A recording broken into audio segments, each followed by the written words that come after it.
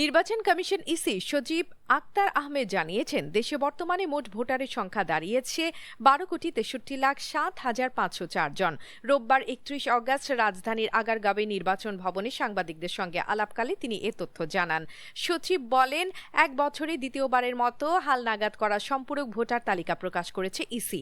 এর মধ্যে পুরুষ ভোটার 6,41,455 জন, নারী ভোটার 6,22,05,819 জন এবং তৃতীয় লিঙ্গের ভোটার 1,230 জন। তিনি আরও জানান, খসড়া তালিকায় নারী, পুরুষ ও তৃতীয় লিঙ্গ মিলিয়ে নতুন ভোটার সংখ্যা ছিল 45,71,216 জন। আজকে চূড়ান্ত করছি। এটার সম্পূরক তালিকাটা আমরা গত 10ই অগস্ট আপনাদেরকে জানিয়েছিলাম, আর আরেকটা করব 31শে অক্টোবর পর্যন্ত সময় নিয়ে। এই তিনটার মধ্যে এখন যেহেতু দুইটা, আমি আপনাদেরকে total voter as on today যেটা হচ্ছে, সেটার সংখ্যা হচ্ছে 12,63,7,504।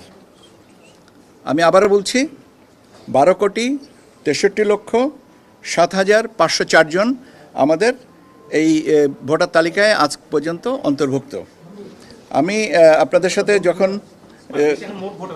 হ্যাঁ, মোট ভোটারের সংখ্যা হচ্ছে 12 কোটি, আপনার 12,63,7,504 জন। আমি আপনাদেরকে যখন গত 10ই অগস্ট যখন আপনাদের সাথে কথা বলেছিলাম, তখন আমি বলেছিলাম যে আমাদের দেশে মোট ভোটারের সংখ্যা হচ্ছে 12,61,70,900। স্বাভাবিকভাবে প্রশ্ন উঠতে পারে, আপনাদের কৌতূহল থাকার স্বাভাবিক, যে বাড়লো কেন।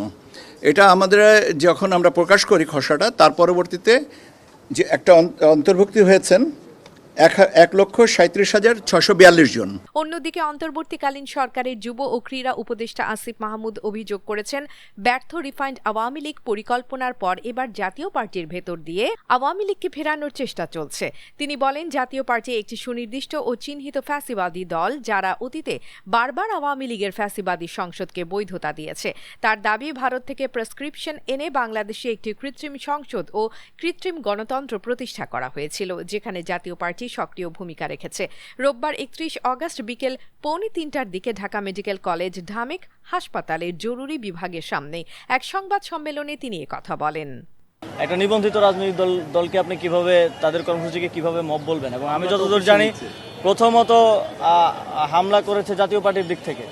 এখন আমরা এর আগেও দেখেছি রাজনৈতিক দলগুলোর মধ্যে নানা সময় এ ধরনের উত্তপ্ত পরিস্থিতি সৃষ্টি হতেই পারে, কিন্তু এটাকে মব বলে একটা পক্ষকে নিউট্রালাইজ করা এবং আরেকটা পক্ষকে ফ্যাসিলিটি দেওয়া, এটা স্পষ্টতই, আমি এর আগেও ঠিকানায় একটা টকশোতে বলেছি যে এখন আবার জাতীয় পার্টির ভেতর দিয়ে আওয়ামী লীগকে ফেরানোর, যেহেতু রিফাইন্ড আওয়ামী লীগের চেষ্টাটা ব্যর্থ হয়েছে, তো জাতীয় পার্টির ভেতর দিয়ে আওয়ামী লীগকে ফেরানোর একটা পরিকল্পনা চলছে।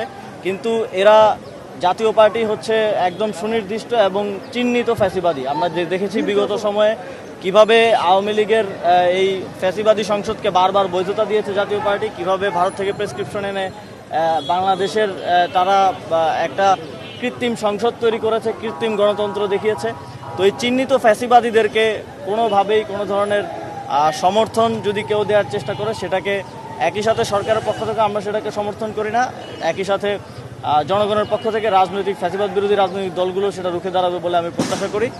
এবং আমরা